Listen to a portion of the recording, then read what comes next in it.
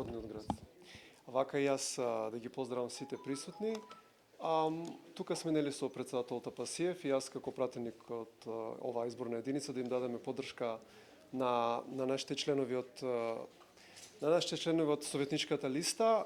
Јас околу локалните проблеми нема да говорам, тоа тие говореа и тие многу подобро ги познаваат. Јас сакам да говорам тука околу главната вест со медиумите во овој период, а тоа е еден вид забраната, значи обзнаната со кој што е забрането рекламирањето на левица.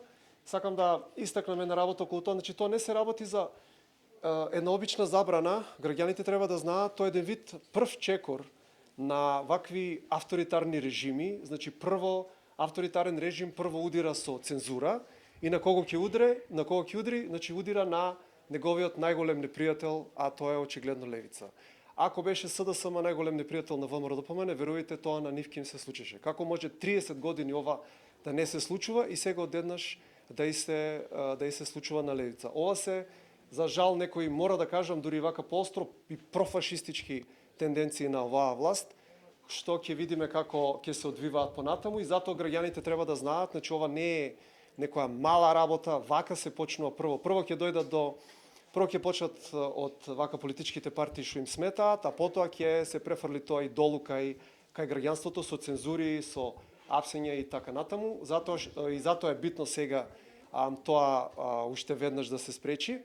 И само сакам да кажам, тој наш наводен хендикеп што сега ќе не нема на мејнстрим медиумите, ние фактички планираме да го претвориме во наша предност, во наша сила. Зошто? Затоа што мислам дека и тие со вака издвојување на левица, кој што единствена нема да има, ќе има еден вид забрана, нема да може да се рекламира на медиумите, ја издвојуваат како единствената сила надвор од мноштвото, од фактички другите партии. Ја акцентираат како единствената партија кој што му прави проблем на ВМРО-ДПМН и конкретно на целиот систем, така, како еден вид странно тело кој што системот тука сака да го исфрли. И луѓето тоа го чекаат 30 години, значи 30 години чекаат нова опција, вистинска опција, народна опција и тоа е левица. Тоа е фактички единствената опција на овие избори.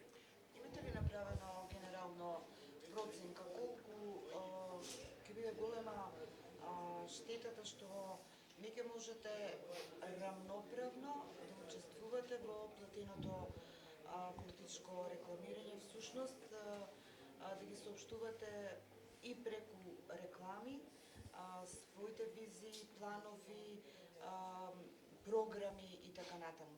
Дали имате направено проценка?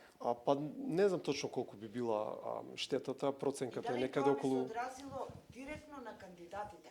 Бидејќи тие не ќе можат да ги видат и да бидат презентирани пред граѓаните, за да видат граѓаните кои се личностите кои што партијата ги номинирала или ги кандидирала да бидат членови нема да бидат презентирани пред мејнстрим медиумите во вид на реклами, но од друга страна остануваат дебатите, од кои што не знам дали гледате, повеќе почнаа дебати и ВМРО-вците храбро избегаа од дебатите, значи се идат на тактика ни на дебати да не се појавуваат. Значи ќе ги има нашите кандидати по дебати и од друга страна ние еден од главните фактори на кои што, нели, бидејќи левица е партија на младите и зашто левица имаше таков рапиден раст кој што уште трае, се социјалните медиуми. Едноставно ние таму ќе продолжиме и што каже и нашиот кандидат за град Скопје и на улицата. Значи ние друг избор немаме, но пак ќе кажам, јас мислам дека ние апсолутно планираме овој